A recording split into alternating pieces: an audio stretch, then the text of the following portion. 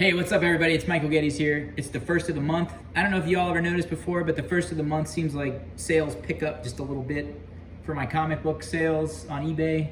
I only use eBay. So far I haven't gotten into any other platforms, but seems like on eBay there's a lot of people out there looking for comics on the first of the month. My guess is because they get paid, so they go out and they spend their money. Because I have a lot of people who've been watching things for the whole month. First of the month hits, gone. So that means I need to ship. So today I'm going to show you how to make your own Gemini mailer. And it's pretty easy. What you need is a Walmart.com box, or Walmart.com, a Walmart box. I'm reading what's on there. This is the 12 by 8 by 10. You're going to need a box cutter, which I have already lost. Yep, here it is. Fresh blade is very, very recommended. I have a template that I created, which is a half of one of these, right? And I pay about 50 cents for, you know, a smaller lot of books or one book or whatever. Because I pay $1 for these at Walmart and I cut them in half. And then I reshape them and then send them out. So first thing you're gonna need is your template. You're gonna find the middle of the box. Take your box cutter with a sharp blade, because if you have a dull, you're gonna have to do this like 6 times. It's a lot easier, especially when you have a bunch of sales, to have a sharp blade and just get it done quick. You're gonna cut all the way through this first cut.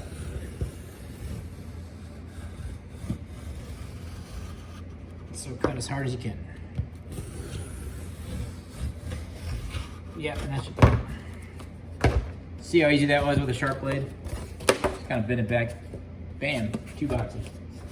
So, the next thing you're gonna do, you're gonna keep your template, sorry. There it is. And the next thing you're gonna do is you're gonna start to cut the new score line for the next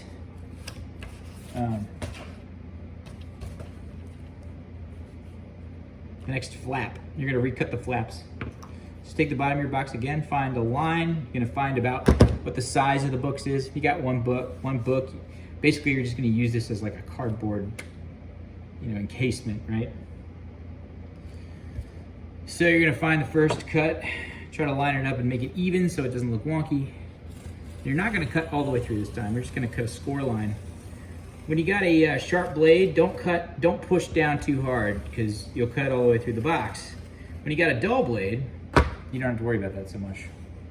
You can do this one of 2 ways. You can either reposition the box like that, just kind of flip it over and then continue to cut to where it was the first time, which is the preferred method. This is not an exact science, by the way. You have a lot of leeway to mess up with this. With the lines, they don't have to be exact. Like if one side is shorter or taller than the other, it's not really that big of a deal. So this is the last cut, or the last score, sorry, not cut. All right, cool. Now you've got your resized box, and the next step is you're gonna find the original flap from the bottom of the box, and you're just gonna start to shape that into place. There you go.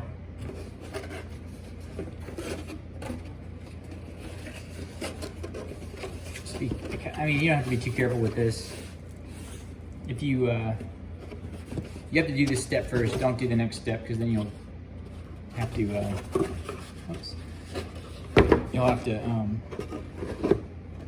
reshape the box again. So there we go. So we just found the original lines that were already in place in the original template. Now you're gonna tape. You don't have to tape the whole thing up. Such a pleasant sound, right? And there you go. Now the next step is you're gonna take your box cutter again, and you're gonna find the line. This is kind of hard to do left-handed, so I'm gonna try to do it so the camera can see. So you're gonna find the line there. And you're gonna find the bottom line where you just recently cut the new score line for the new flap. And you're just gonna cut all the way down to that flap.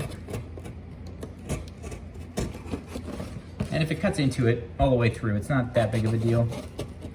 Just because this is more like an outer shell. I'll show you what the inner shell looks like.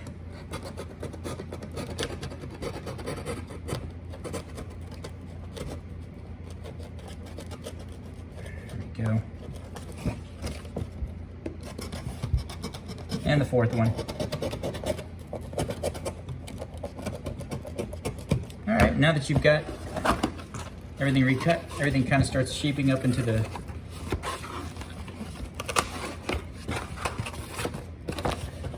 new box. It's a little too big, that's okay. You can kind of push it together when you tape it.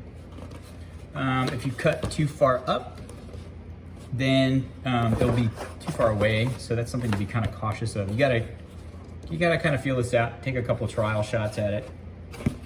If you do get it too far, I've had a couple where I've had like too much space, you can just take an insert, like a cardboard insert, and just set it in there so it's protecting. This, I do an insert anyway, which, this is what the inside is. This is another, 2 pieces of cardboard, the way every comic book collector wants to see their books come out. And you just pop that right in there, so it's kind of a box within a box, right? So,